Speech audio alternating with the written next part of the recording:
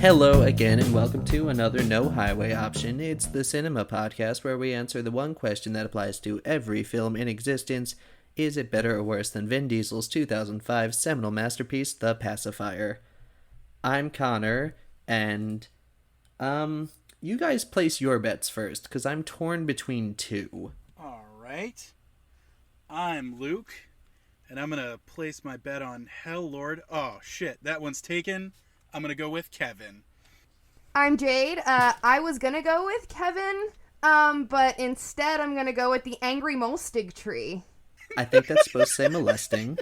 Number one. I looked at it about 5 times, and I went, I'm gonna say molesting, because I can't tell what the hell that says. Jade is our special guest, by the way. I'm torn between the dragon bat and... It's not on the whiteboard, but in the mayhem scene, there's this little, like, yellow chainsaw robot. And, like, he's just going crazy, and he scares the shit out of me. So I'm torn between Dragon Bat and Chainsaw Bot. Is that the drill scorpion? Or is that a different thing? I think that's a different thing. Where was this chainsaw situation? I don't remember it. It's, like, during the system purge moment, and, like... You just see shots of him, but for some reason my eye kept getting drawn to him, and I'm like, that guy moves in a way that freaks me out. That's fair. I don't know. Then I'll go with Dragon Bat, since I'm getting judged for Chainsaw Bot. In case you couldn't tell already, the movie this week, selected by Jason, is The Cabin in the Woods, directed by Drew Goddard from the year 2012. Anybody else read that as Drew Goodman at first? Nope. No, I did not. Just you, buddy. Hey, guy. He probably would have been a senior in high school when this came out, so, like, he definitely didn't direct it. Do either of you have any history with this movie? I remember it playing in the background my freshman year of college while I was, like, hanging out with friends or whatever. I never sat down and watched it, but I remember there were definitely scenes when I was watching it that I recognized. 2011, 2012, like, around Avengers time was when I discovered Dr. Horrible and went through a huge Joss Whedon phase.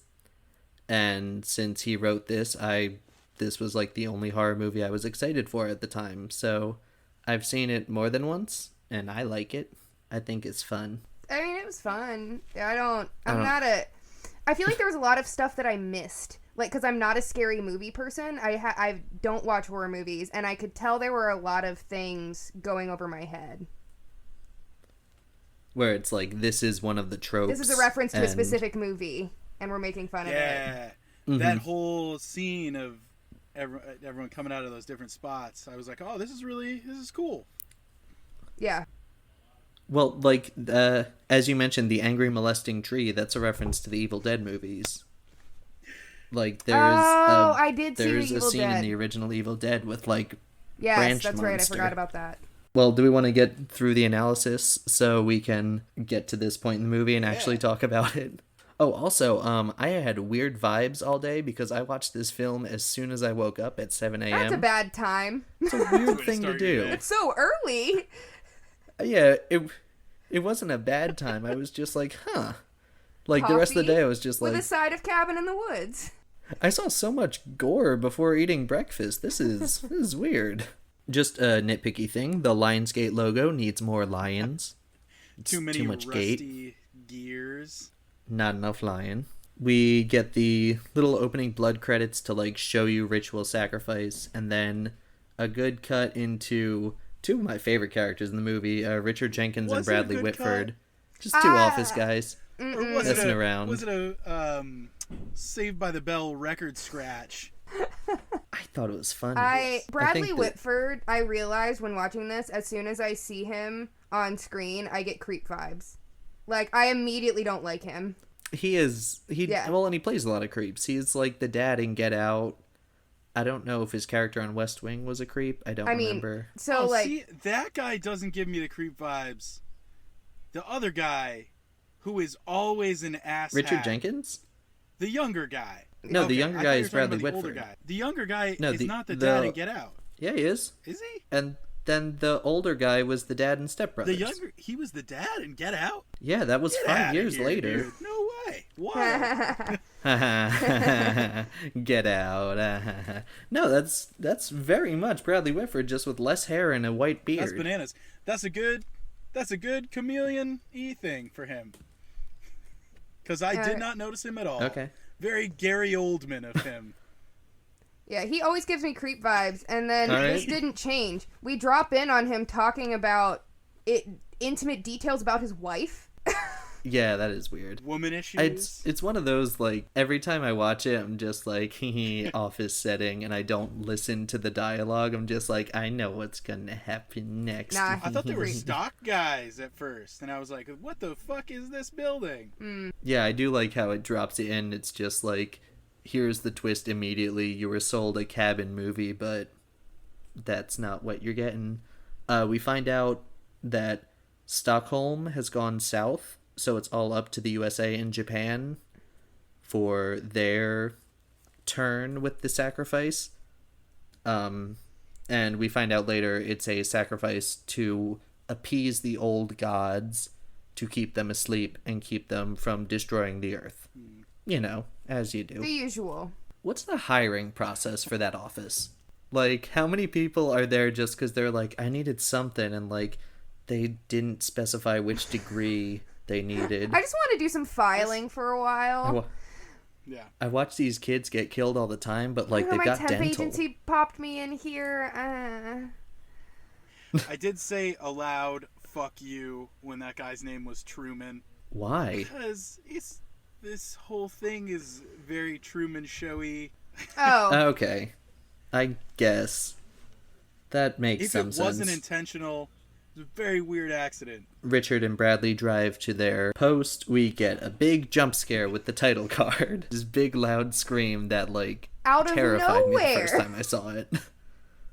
This time I literally like still waking up was like turning down the volume on my computer. I was like, it's coming. That's the When's cut. it coming? Take this Don't. stuff that I said about the bad cut from the credits and move it forward to this cut. They just shove Yeah, the that's title funny. card in any random place in the opening sequence.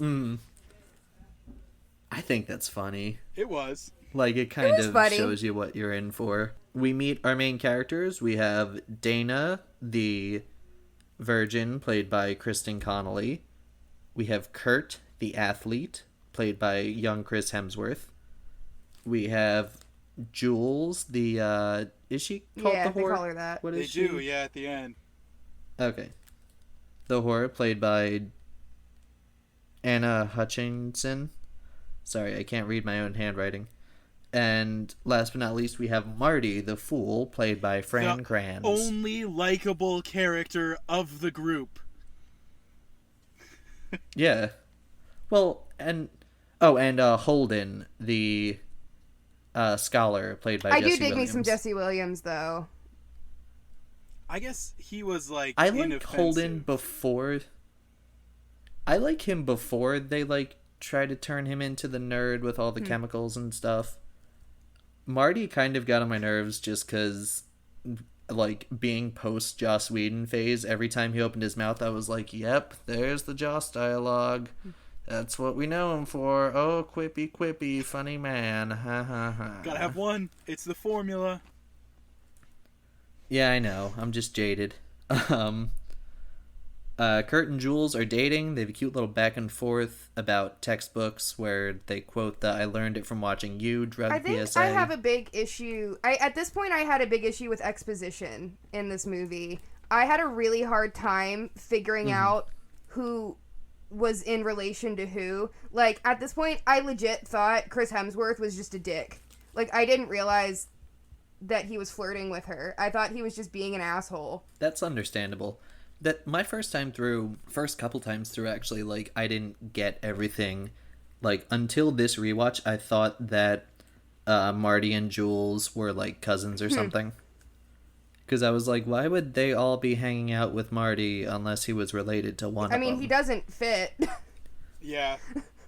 Yeah, he really doesn't. He's got a big bong that turns into a I want coffee it so travel bad. mug.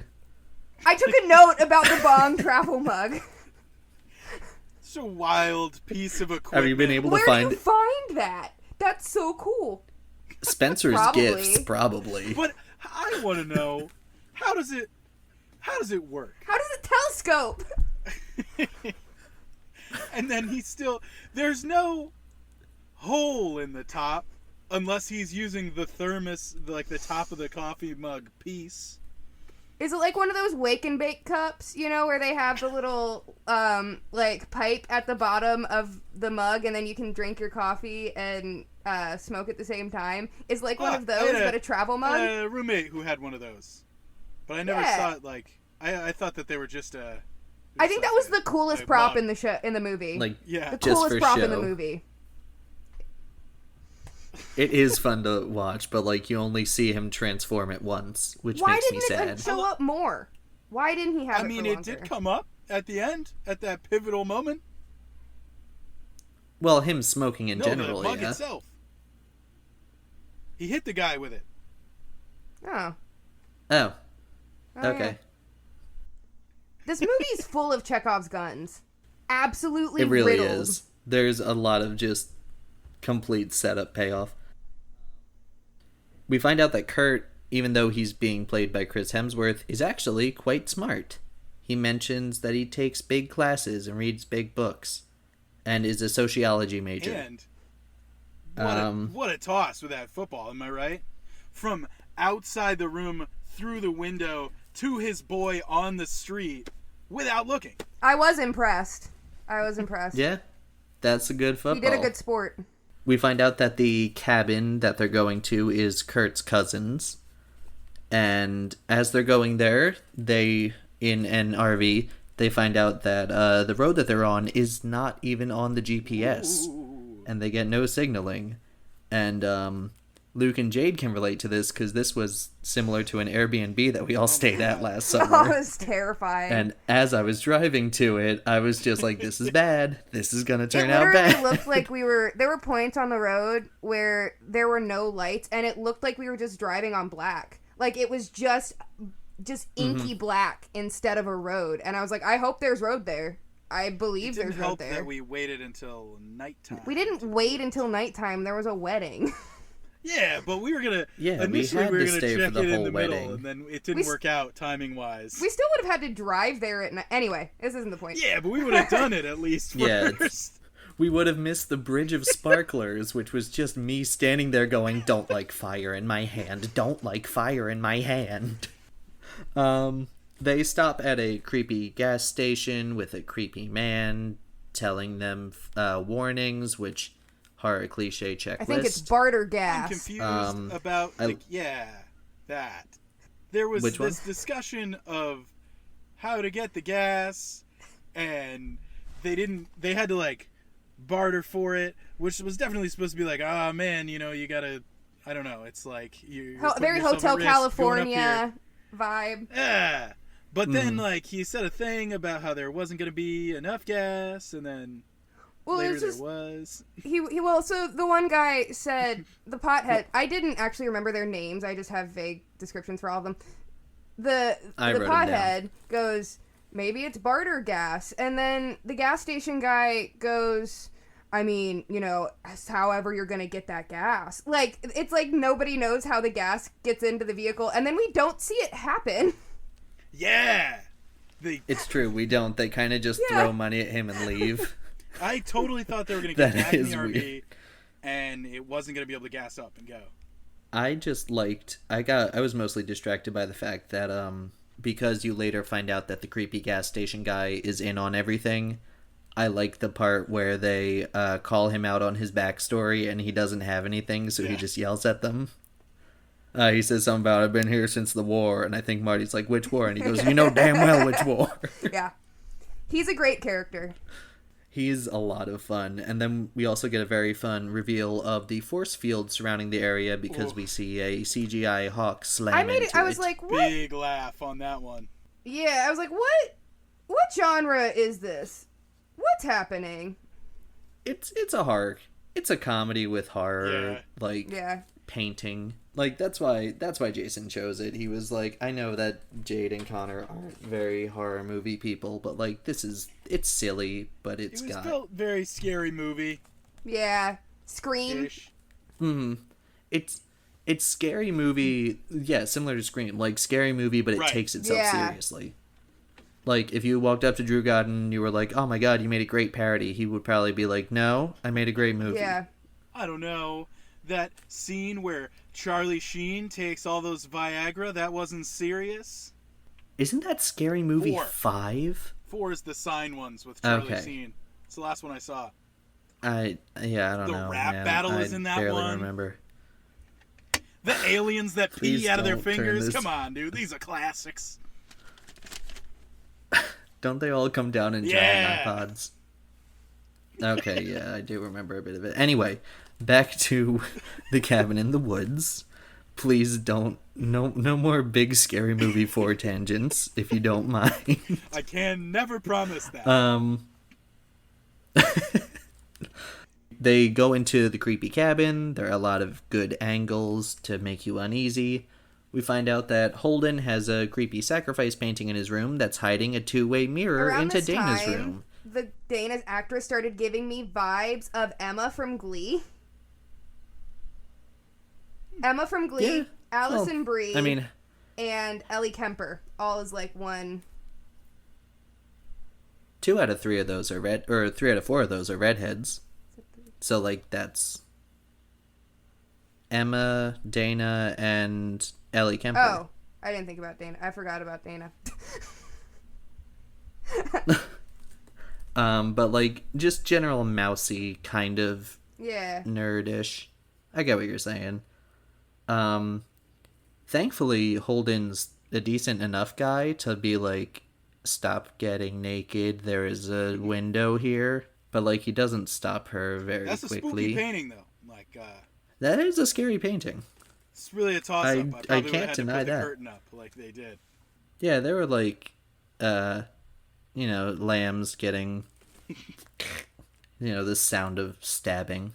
We find out that Jules is pre-med, so, like, everyone in the group seems like they're relatively smart, in a way.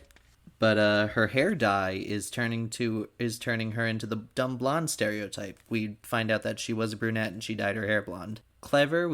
I feel like we should have seen her more like being.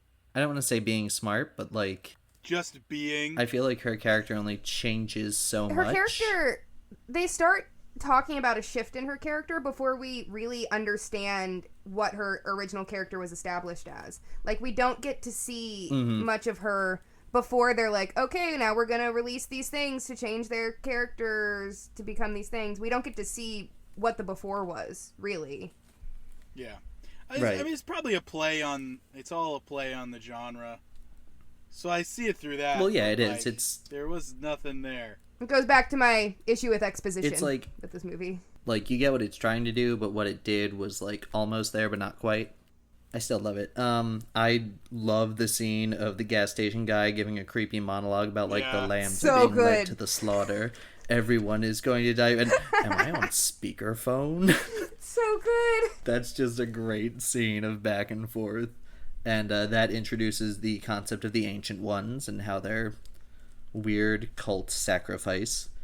And then we go back up and everybody's swimming in the lake, and Chris Hemsworth has a great line of like, something's in the lake, it looks like my girlfriend, and something else is in the lake, it's a gorgeous man. I do like when Chris Hemsworth plays like full stupid funny. He does it well. But you don't like that's when he really one. Yeah, because he's not being stupid funny in that. He's just being like an over-serious fish out of water. I like Thor 3 when he's playing stupid funny. When he's making jokes and making bad decisions. Thor 1, he's just like, I am on this planet and don't know what coffee is. Yeah. Like, there's no joke. He just doesn't know what coffee is. This is when Chris Hemsworth works for me. So, we find out that there's a system that they talk about to sacrifice these kids, but it only works if they make a choice of their free will in the cellar. And the wind blows the cellar door open, and the kids walk down. They're supposed to be college students, but like they all look like they're in their early 30s. Yeah. I think that's a joke. I think that's a joke on the That's kind of just the horror trope. They go down the cellar door after being like, oh, the wind blew it open. Marty's like, well, what kind of sense does that make? He also uses the line, I'm living in a womb of reefer. Yeah, he says a lot of weird shit. I was really, in the beginning, I was like, oh man, they're really doing like this movie trope weed guy who is like, just all of a sudden he smoked a blunt and now he's a big dumb idiot the whole time. And it was cool to see it not be that. But yeah, like, that was the line where I was like, hi, Joss Whedon dialogue, how are you? Good to see you again. And then we're in the cellar. And there are a lot of items in the cellar. There's a lot. I wrote down as many as I could. I saw like a creepy mask, a family portrait, a spinning top, a film reel, some dolls and marionettes, Zoltar the wishing machine from Big, a conch shell, a Hellraiser puzzle thing, music box of the ballerina, a wedding dress, diaries. Do you guys get anything else? You got my whole list. There was a piano for sure. What would a piano creature be? Yeah. I caught it on the second watch for this. There was a piano, and I don't know if you said I also saw a dollhouse. Okay. Yeah, there's a fuck ton of dolls. There are a lot of dolls. Yeah. Well, but dolls there's like are... a pink, very classic pink dollhouse. Dolls are on the whiteboard later, I think. I will say, the one thing that wasn't down there that this whole movie needed was a fucking ring light. It was too dark to see so often. Well, I mean, that's horror movies for you. Oh yeah, but like there were times where I was supposed to see faces and stuff and I felt like an old man. Well, and also it was pretty low budget, so like... Yeah. Too dark and we're supposed to see faces, huh? Almost like right now on this Zoom call. Audio medium. So everybody picks up some stuff. Kurt almost blows into the conch shell. Marty's looking at the film reel, which is probably what I would have done, honestly. Holden's at the music box. Jules is trying to solve she's doing the wedding dress. Who has the Hellraiser puzzle? Whatever. I'm getting myself... Someone had it. Wasn't it?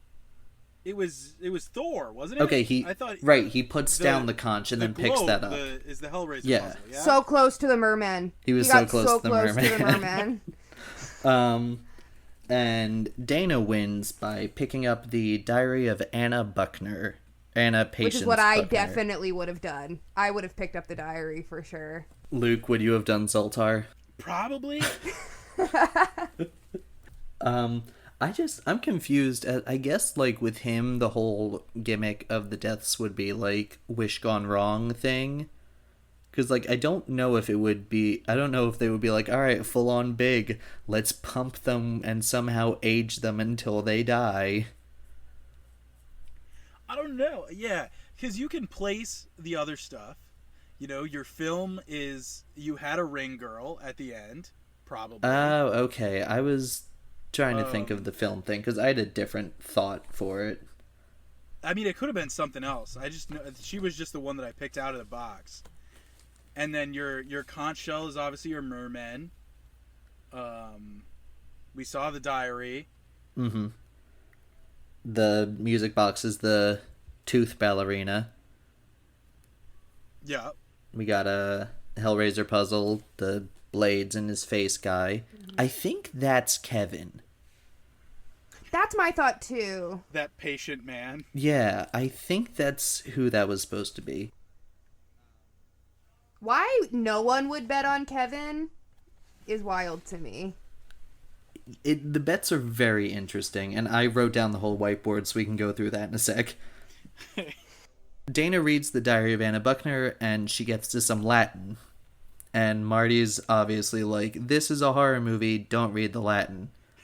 And I don't read the fucking Latin!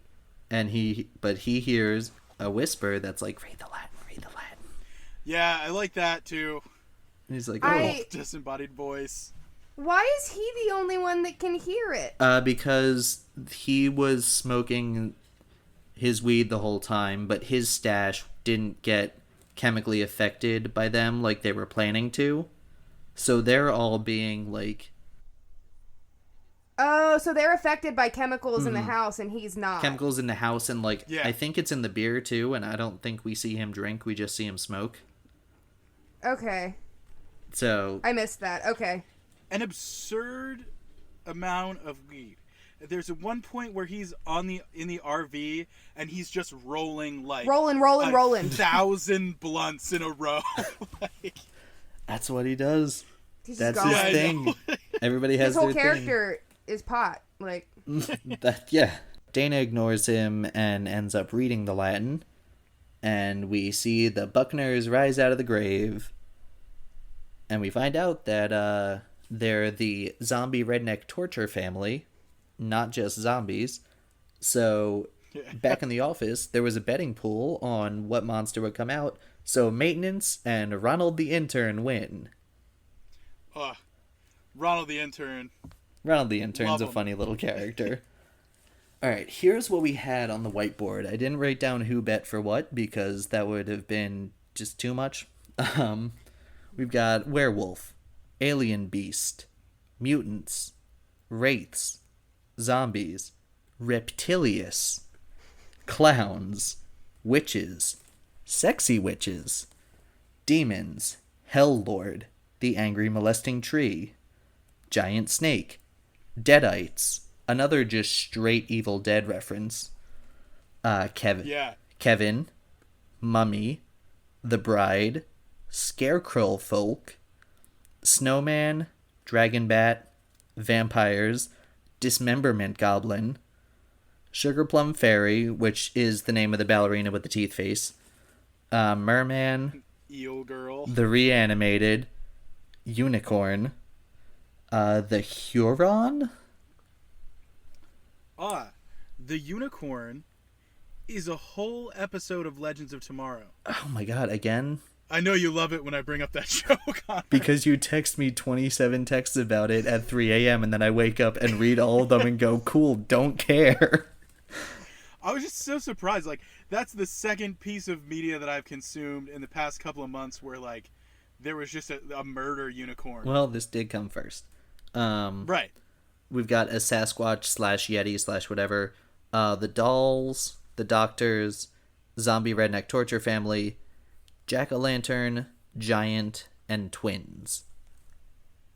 And we see even more stuff when everything goes down, because, like, I don't remember Giant Snake in there, but Giant Snake shows up a lot.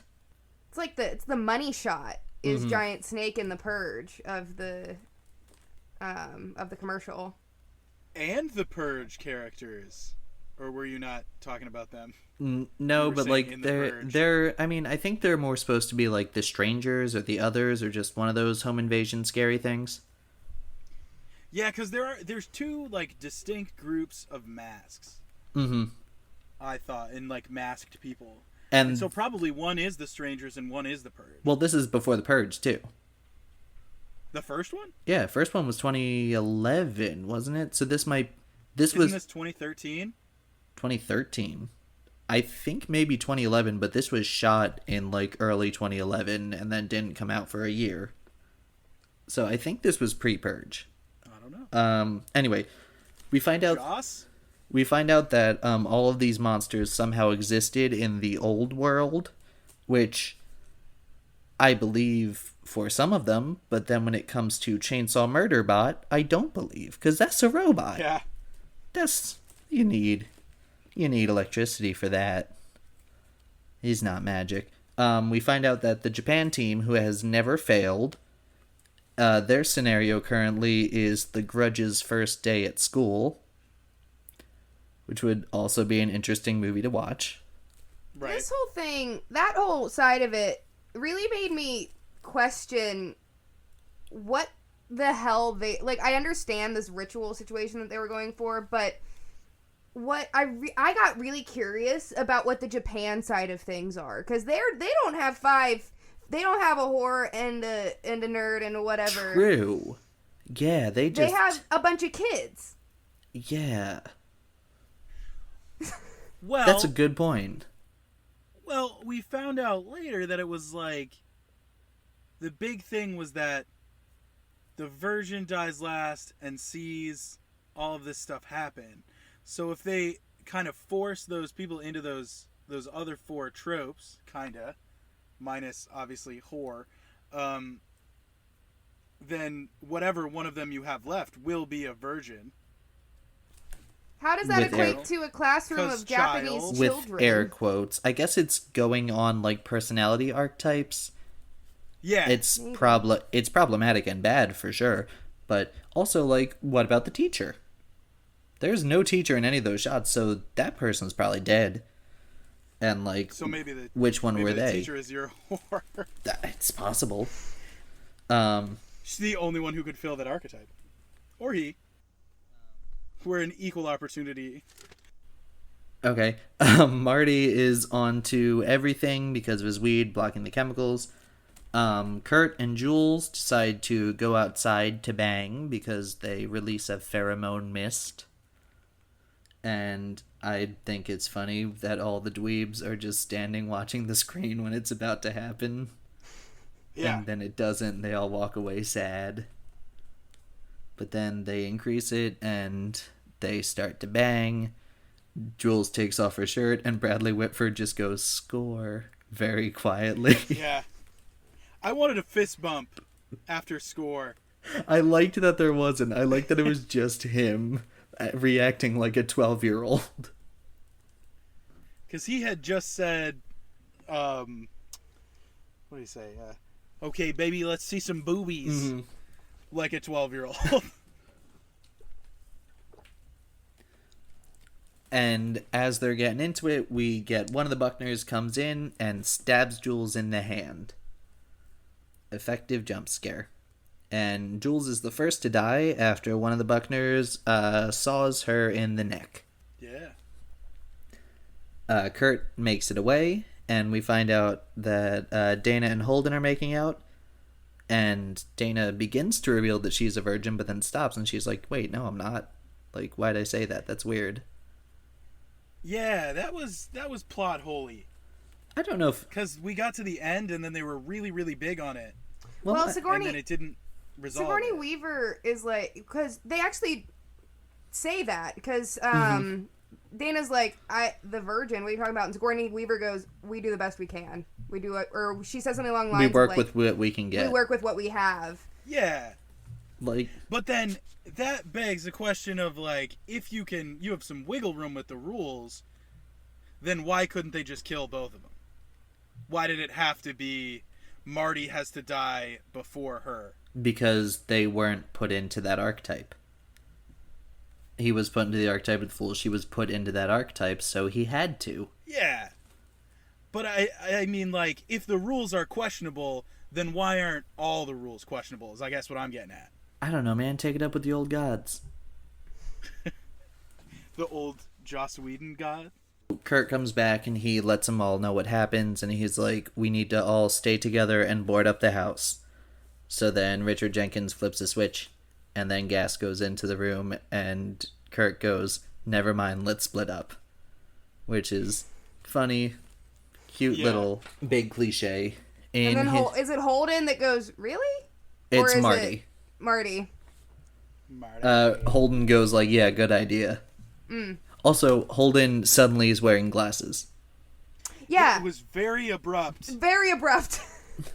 Like, I feel like there should have been a little bit of, like, him putting on glasses and everyone being like, what happened? He's like, I forgot my contact solution or something. Yeah. Bad scary movies are bad at continuity or something. Yeah, that could be what it's going for. I think this whole thing is really meant to lampoon it. Mm-hmm. It's riffing. So probably. Marty ends up breaking a lamp, and he finds a camera. And he thinks he's on a reality show. So he looks into our camera, and he's like, my parents are going to think I'm a burnout. Funny. I was excited that he walked into a room with 2 lamps. There were 2 lamps. For lighting? And he broke one of them, and out loud I said, damn it! What, do you think one of the lamps was going to be another secret bong? No, it was just very dark. And so when there was more sources of light in the room, I was excited because I knew I'd be able to see everything that happened there.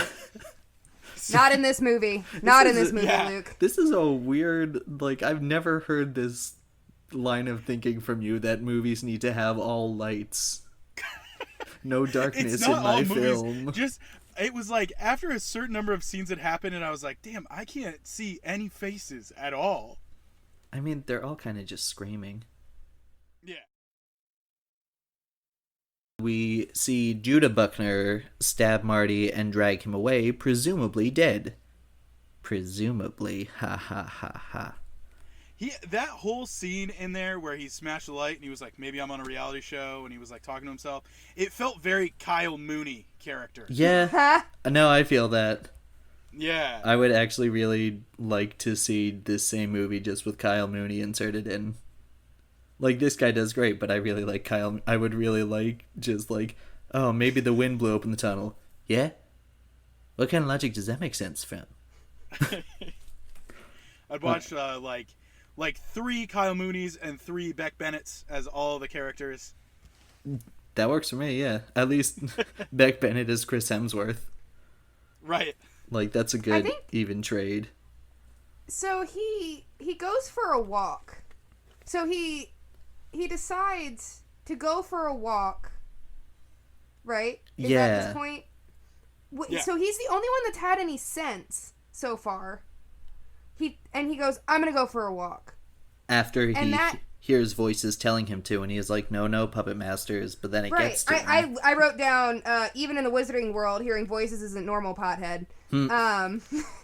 But he hears them, and he's been more or less listening to them, not listening to them, being smart about it the whole time, and then he chooses to go on a walk outside. I feel like he's the sensible one. It is a little sudden for him to, like, just suddenly be going with it. Maybe he's started... Why wouldn't he investigate the house more or something? I mean, yeah... Follow the camera? I don't know. You might make weird decisions when you're in a panic. Yeah. Maybe. I don't know. When he gets outside, he sees that there's no stars. Yeah. He's starting to get something from that. I guess I feel like they made him go on a walk so that he would go outside, so that he would see that there were no stars. But we just saw him close a window in his room. I don't know. It just felt like a weird... Yeah, the whole thing, as much as I enjoy it, it's not very airtight. To put a term. There's more attacking. Holden gets a bear trap to the back, which is just gnarly. Yeah. And then you realize that that's what the guy has been carrying around, is a fucking bear trap that he's been throwing at people. Another good laugh from me. Dana has a good badass you like pain, then she just beats the shit out of Judah and is like, how's that work for you? It was a good line. Good badass horror line. I love the cut to Japan losing. Yeah. So we find out Japan lost because the evil is defeated, so now Kiko's spirit lives on in a happy frog. It's so good! It's a great, just sudden cut, and then Richard Jenkins is running around pointing at every single little Japanese girl going, fuck you, fuck you, fuck you, fuck you, fuck you. Fuck you, Japan! Oh, that gave me big laugh. That big like laugh. 2 minutes of the movie is probably the funniest part. So good. Oh, I had a bigger laugh at the intern later. Okay, well, we'll get to him. So we found out that Japan, who used to have a perfect track record, has lost. So everybody's lost. It's all up to the USA team to make this sacrifice to the old gods, or else they'll wake up and destroy the world. And so far it's working out pretty well. We got 2 dead, presumably. And there's a cave-in, which almost doesn't happen. So they can't drive the RV home. Yeah, they drove into that tunnel, and it was the fucking same Fast and the Furious, we gotta drive out of here while it's collapsing scene. Yeah, you're right. that was definitely a thing. So Kurt decides that, hey, I'm gonna jump it. on my dirt bike. Springfield Gorge. Yeah, basically. That's what I wrote. Yeah. They even I was like, is he about to jump Springfield Gorge? This is the greatest thrill of my life. Where did this bike come from? It's been on the back the whole time. I'm guessing it's Kurt's or Holden's, maybe. Yeah. But this is the thrill of my lifetime. I'm gonna jump Springfield Gorge. That was like one of the notes that I wrote in the beginning that I crossed off because then the bike had a purpose. Okay. Another Chekov's gun. I should have taken tallies. Really? So he jumps it, and he almost makes it to the end, and he slams into the force field. And he hit something. There's nothing. A+ script rating. I like how we keep seeing him, like, his body flop against it, and, like, it lights up a little bit, keeps going down, lights up a little bit again. Yeah. That was very, honestly, Springfield Gorge reminiscent. I had forgotten the force field, and I thought that he was just going to not make the jump. And then the wall happened, and I was very happy that the wall appeared again. So, now 3 of the 5 are dead, presumably. Holden and Dana drive back towards the cabin in the RV, and one of the Buckners comes in to kill Holden, and the RV gets driven into a lake. Start popping the beers, start pouring the tequila, everything worked out, time for an office party. Yeah. And it's just the music choice during as the scene transitioned into the party was just prime. That music choice while we're watching him get absolutely slaughtered. Mm-hmm. Or her, I think it's Dana. Yeah. I think that's when Dana's getting slaughtered. Yeah, there's all this violent imagery on a huge screen, and everyone's just like casually chatting with a drink in their hand. So good. Yeah. Luke, now it's your time for the intern. Overall, the soundtrack was like pretty mediocre, but like that moment hit, and I was like, that's perfect. Mm-hmm. Yeah. But yeah, people are like having casual conversations. Luke, the intern, just like kind of sits there and screams, "I'm an intern." Yeah, man. Hilarious. They were talking about overtime. So I don't get OT. Some of them are... Yeah, some of them are like, what... Do you think we get overtime for this? And they're like, I don't know, you gotta talk to accounting. And they're like, that's my answer. And then he comes out of nowhere, he's like, I'm an intern! I don't get insurance! And they pan away. It is sudden, but all of a sudden, the red phone starts ringing. Uh-oh. And it turns out Marty's still alive. He comes in and takes out one of the Buckners, and he and Dana go into the grave to start Act 3. And like in The Nun, but only in the going in the grave part, and nothing else that happens afterwards. Sure, man. I don't know. The guy, the main character guy, he's in a grave at one point. Okay, I didn't see The Nun. It's a very silly movie, but like for less on purpose silly. Yeah, when it comes to most horrors, I like on purpose silly, not like accidental. Yeah. Man, they find this is a Nun tangent. A pivotal moment. They find the actual blood of Jesus Christ in a like a Christmas ornament in the bottom of this church, and they beat the bad guy by spitting it on her, dude. It's very, very silly. Okay. Anyway. This has been another Luke goes on a tangent about a thing that only he has seen. Well, so we're in the crypt, whatever they called it. What is it? The facility, the grave. The facility. We're in the grave now. And he starts going on, and he's looking at, like, all of the stuff he's finding, and he's pulling out electrical wires. And I don't know what it was about it, but, Luke, I got such Lost vibes from when they're in the ship, and he's, like, trying to, when is it? It's the boat, and he's trying to figure out the sequence or something, or he's trying to get, to get out. Like, the underwater station or the boat that Michael's on? Yes. The underwater station. Yeah. I was getting such Lost vibes. Yeah, I feel that. The tech had a like Dharma Initiative feel, yes. kind of. Yes. That's all. It was just a very strong loss vibe. We now return. And so Dana and Marty go down in the elevator, and we see all the monster boxes.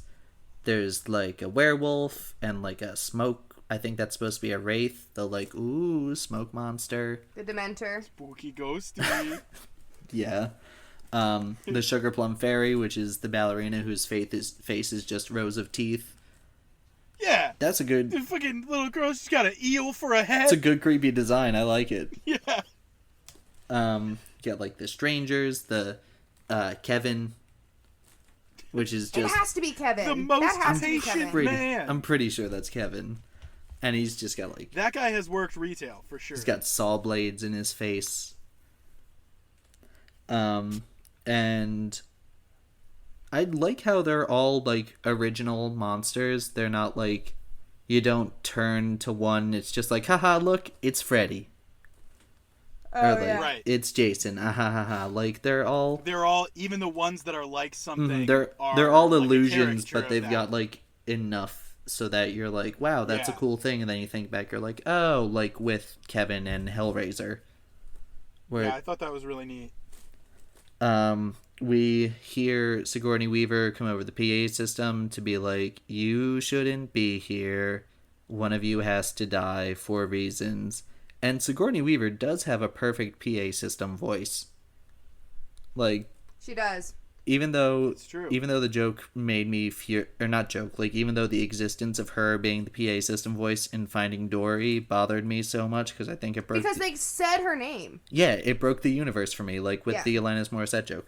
And I tried to explain it to my friends, and they were like, what do you mean? I'm like, Sigourney Weaver was already the voice of By and Large Industries in WALL-E, and that's the year, like, 2700 or whatever.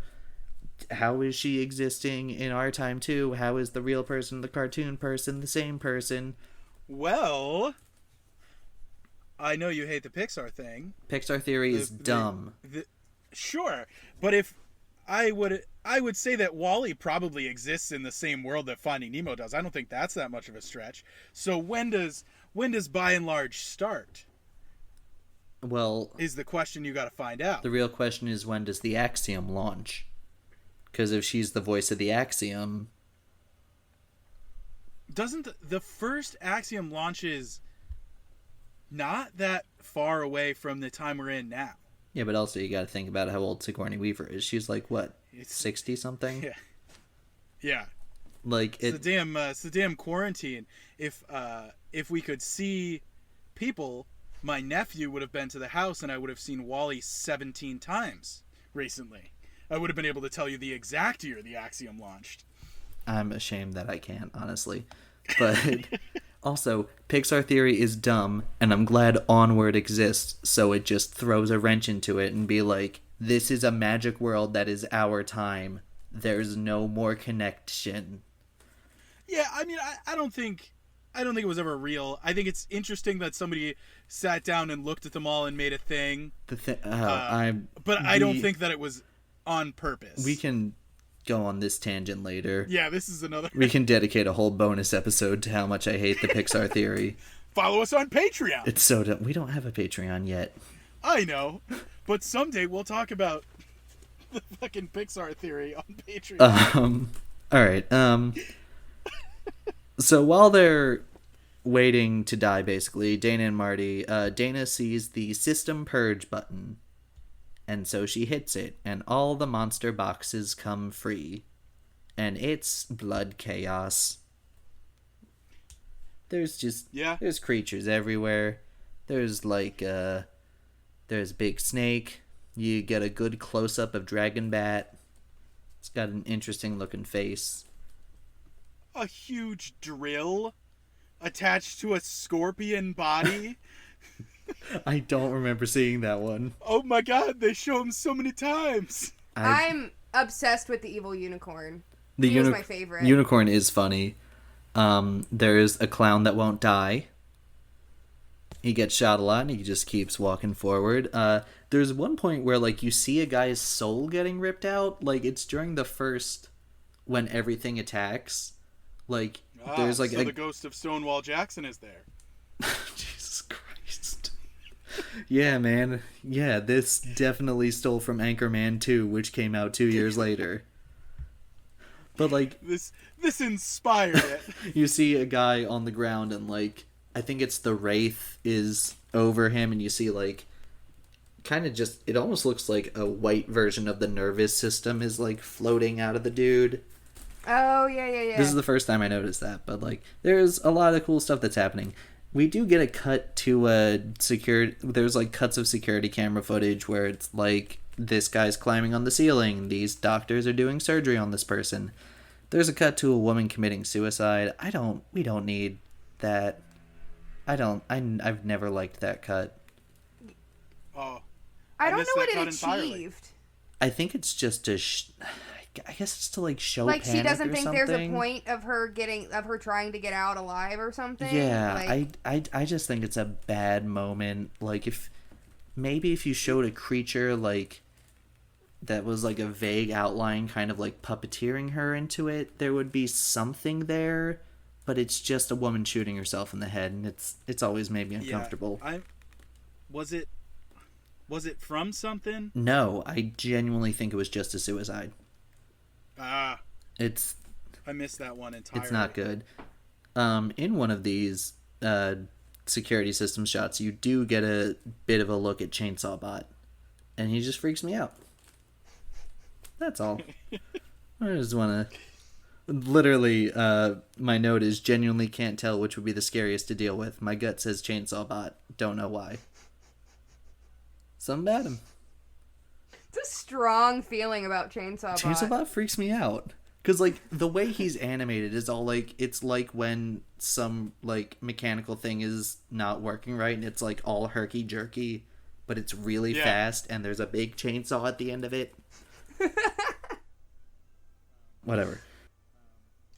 While they're waiting to die, basically, Bradley Whitford finally gets to meet his precious merman. He has a small running thing about wanting to see a merman and meet them. And the merman's got a weird design.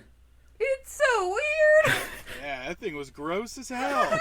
It's funny, but it's just weird. And, like, he's eating him and then shooting the blood out of the blowhole on its back. It was definitely a choice they made for how to do mermen. But, like, that was definitely a practical effect that probably cost a good amount of money that they made for this, like, 2 seconds. Yeah. There's a lot of practical stuff in this system purge that, like, only shows up for so long. So Bradley Whitford dies. Richard Jenkins starts running away, and he turns a corner, and Dana stabs him. So both of them are dead, and Dana and Marty make it down into what's basically the ritual room, and Sigourney Weaver comes up and is like, I'm the director, and I'm going to tell you everything.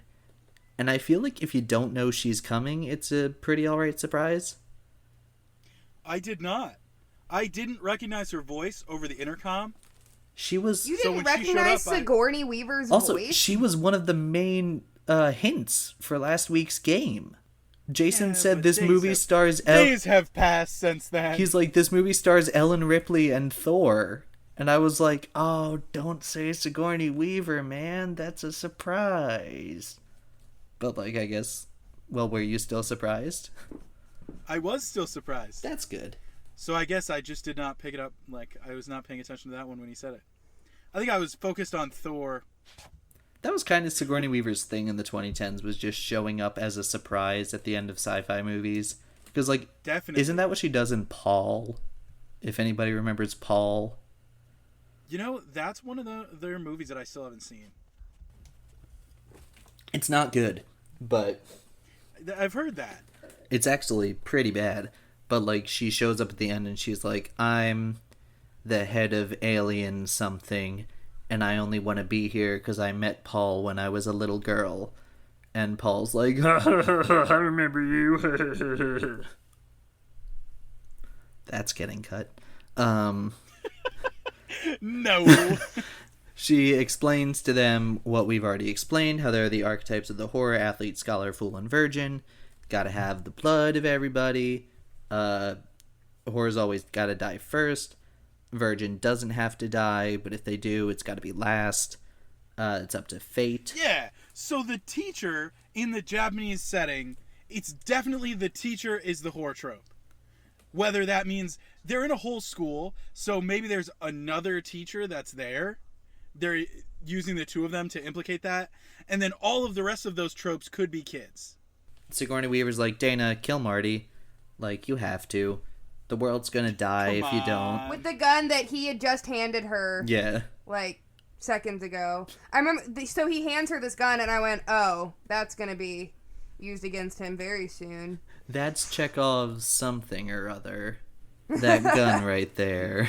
That's Chekov's foreshadowing. That's Chekhov's hint. Burrito nachos. Luke, what? I was saying other words aside from gun. It's another one that didn't work. Right about when Dana's gonna kill Marty, she gets attacked by a werewolf. And my question is, if she did kill Marty and the world survived, would she be a werewolf now? I guess.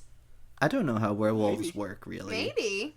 But like, I mean, in theory, the idea is you get bitten by a werewolf and you now are a werewolf. But like, if you aren't die.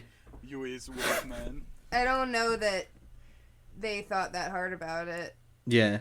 But then in the end, Patience Buckner kills Sigourney Weaver, and that's it. It's time for the world to end. And we're stuck with the end of Heathers. The end of Heathers. Oh. It's just... It is the end of Heathers. Everything's crumbling. They're smoking together. They're covered in blood. And then you find out, yep, everything was real. Giant hand come out the ground. Yeah, big stupid hand. When I was in high school, I loved the big stupid hand. I thought it was so cool. It gave me, this is another one that's not going to hit. It gave me end of God of War 2 vibes. Okay. Big hand. Okay. And I can go into it or I can not. And on that very just perfect note, that's the end of the analysis of the film. What a way to go out. And we didn't talk about that weird fucking wolf kiss. Oh, the wolf kiss. Oh yeah, we forgot about the wolf makeout. Jules, they play Truth or Dare, and Jules makes out with a wolf, and it's weird. Very weird. It's not just a wolf. It's a dead wolf head that's hanging on the wall. I feel like I guess I'm misremembering. I thought that was like one of the ways they pumped gas and like pheromones into the room, and I always thought it could have been. I always thought that was why her makeout was so severe with it. I think it was just weird. It was super weird. She went to town. And she, like, quietly thanked it at the end, which I get was part of the bit, but it was, ugh. She did a whole bit about it, yeah. Like, she flirted with it. They had a fake conversation. Jules... She put her tongue in there. Surprised, before dyeing her hair and becoming a dumb blonde, Jules was just insufferable and bit heavy. And a furry. Yeah. Bit heavy was not the phrase I meant to... whatever. Like, she did bits all the time. She was, like, the aspiring comedian friend who you just want to stop. Like me and Luke. So, we want to move on to the criteria to see if it's better or worse than The Pacifier. First up, we do this every week. First up is, how's the soundtrack? It's generic horror rock. Yeah, it was mediocre, in my opinion. Yeah. Not anything super exciting. It didn't stick out to me. One moment with the party. Yeah, that was exceptional, but it was just one moment in a whole movie of what could have been really great music. Right. Next up, where does the main actor land on the dieselometer? I guess Dana would be the lead. That's what I put too. This, like, I really struggled with this one this week. So, I think it could have been any one of the six of them. No, maybe not any one of the six of them. I think, like, Marty is a contender. Dana is a contender. your two fellas who are running the show are contenders. Mm-hmm. But I was really like, when this started, I was like, okay, I do too much Fast and the Furious stuff for the Dieselometer. I really don't want to do another one that's a Fast and the Furious. And then, in the middle of the movie, they did the goddamn tunnel collapses while you're driving a car through it scene, and the whole thing ended up being a test, and it had to be Fast and Furious. I thought you were going to talk about when Kurt gets on his motorbike and be like, well, that's obviously Triple X. That is another fair way to take it. Yeah. I chose Dana, the redhead, as the lead. And I placed her not on the Dieselometer in regards to things that Vin Diesel has done, but rather on a piece that was written about Vin Diesel. And that is, I am ranking her the first paragraph of Rotten Tomatoes article about Vin Diesel. Okay. Which reads, Uh-huh. Who knows what the movie industry would look like today if Vin Diesel hadn't broken into a local theater in New York with his twin brother at age 7, intending to vandalize it. The theater director who caught them offered them parts in a play instead of calling the police, and Diesel's career in the arts began. So, to me, the thing about Dana is that she could have been a very interesting character, and then she just kind of did whatever everyone told her to do. She kind of just was forced into the part, and I get that. She was forced into a work of her environment. Yep. I would, for Dana, I would put, like, charisma-wise, kind of, Vin Diesel and Saving Private Ryan, kind of just there to follow orders and, you know, be in a dangerous situation. Just kind of follow the environment that the movie puts her in. She didn't make a lot of choices. She wasn't really a protagonist. Yeah, the protagonists are technically the office workers because they're moving the plot along. Right. Yeah. Next up, did I like this as a kid, or would I have liked it as a kid? As a child, I would have hated it, but 17-year-old Connor thought this was the coolest stuff in the world. Yeah. That's where I was, too, was like, I don't know that I would have been into it as a kid, but definitely as a teen, I would have been into it. But I just saw it now. I would not have. I would not have liked this movie. What has the director gone on to do? So this is Drew Goddard, not Drew Gooden, and he's only directed Drew Gooden. He's only directed one more movie so far, and it's Bad Times at the El Royale. I haven't seen it yet, but I've heard it's a podcast that I like to listen to called it, like, Pretty Alright Times at the El Royale. You know, could be worse times at the El Royale. But he also wrote, directed, and executive produced some episodes of The Good Place. And you love The Good Place. I do, which is very exciting.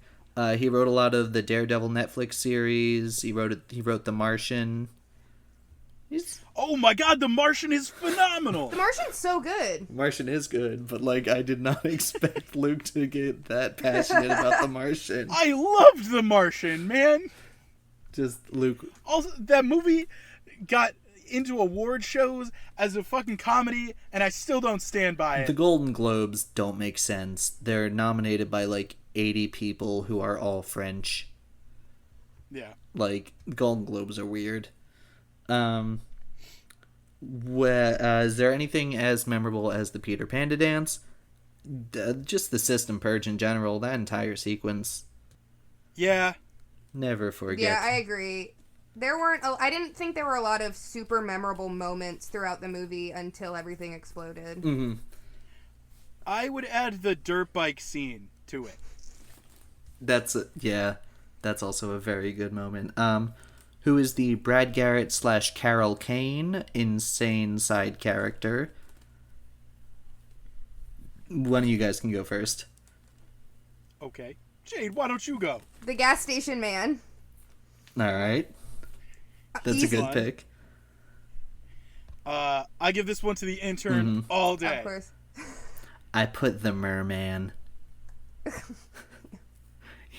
He's so gross. He doesn't do much, but he's talked about and he's like built up that Bradley Whitford just wants to see that merman, and when you see him, everyone's just like, oh shit.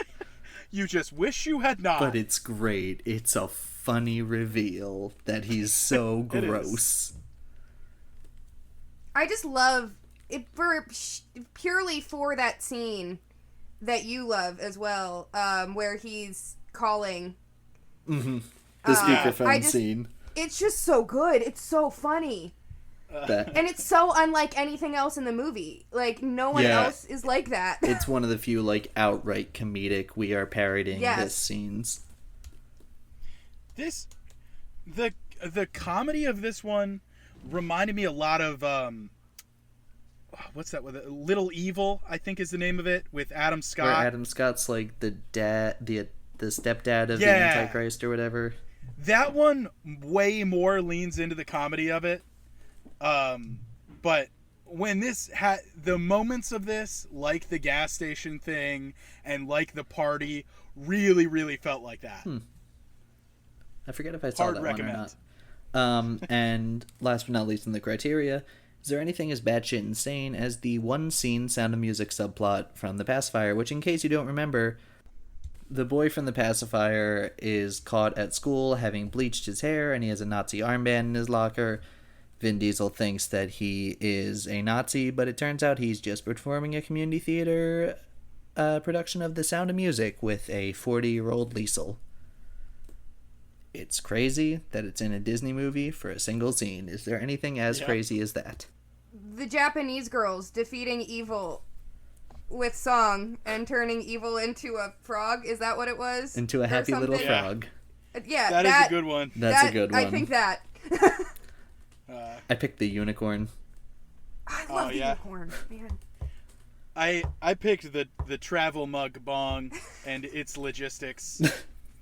Yeah, it's definitely something that you're supposed to just see and not think about. Just like, that's a... How can you not?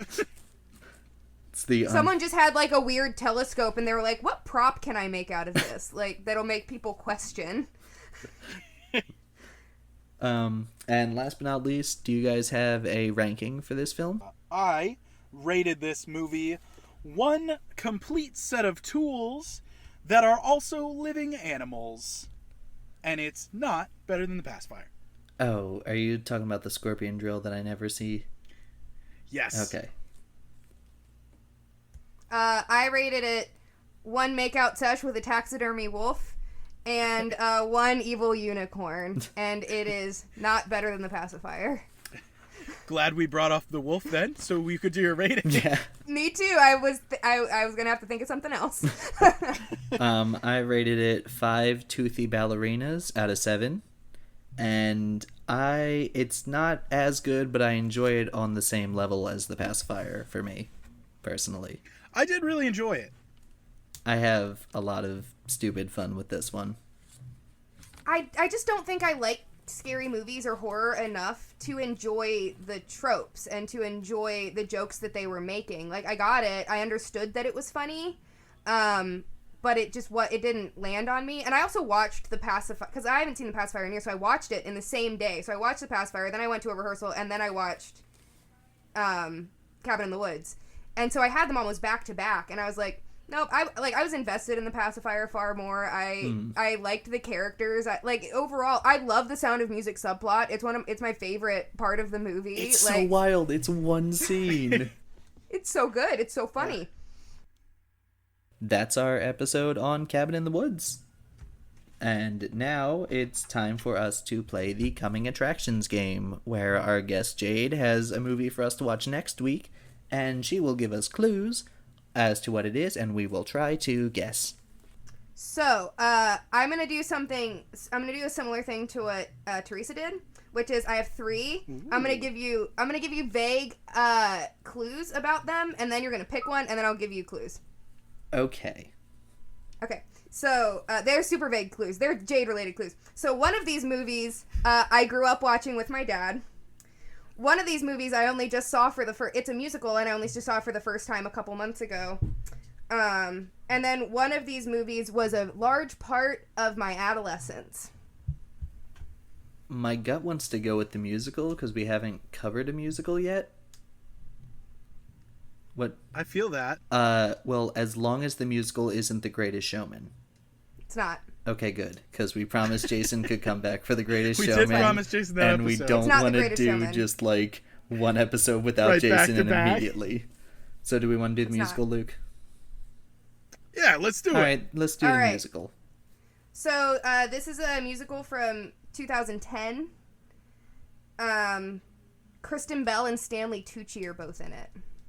Wait, 2010 musical with Kristen Bell and Stanley Tucci. This sounds familiar. It's live action. It's live action. A pop singer is the lead. Oh, okay. Oh, no. Okay.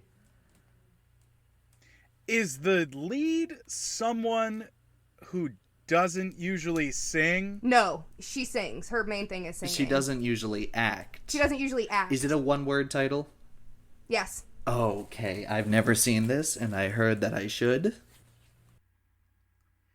I don't know. Is it Burlesque?